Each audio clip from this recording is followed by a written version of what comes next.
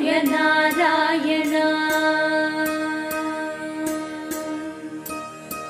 श्री सूर्यनारायण मेलुको हरि सूर्यनारायण श्री सूर्यनारायण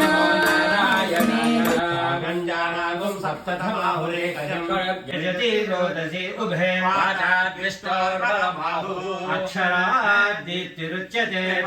धारयद्देवः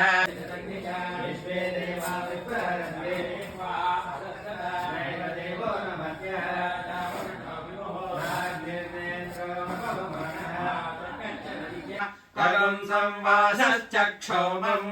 अन्यद्वा शुक्लम् यथा शक्ति वा एवज्ञस्वाध्याय धर्मेण अरण्ये गीता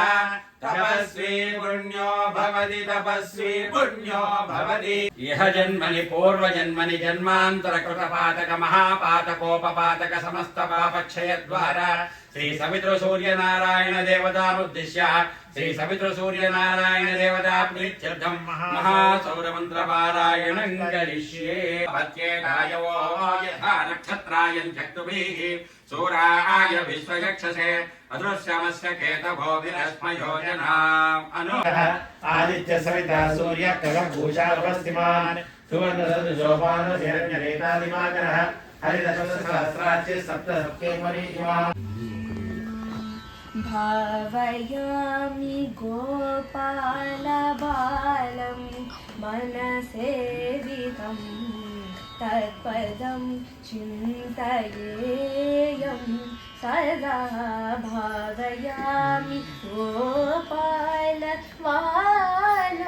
मनसेवितं तत्पदं चिन्तयेयं सदा गति गटित मेखला खचितमणिकण्डिका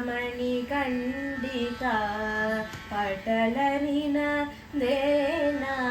विप्राजमानम् तामस गुणमोनुगलवारिचिलिमे कलिलो राजस तामस गुणमोलुगलवारिचिलिमे विहरति करुणा काश्मीरस्तबक कोमलाङ्गलता कञ्चन कान्ति निलयम् करधृतकोदण्डबाणसृनिपाशम् श्री सूर्यनारायण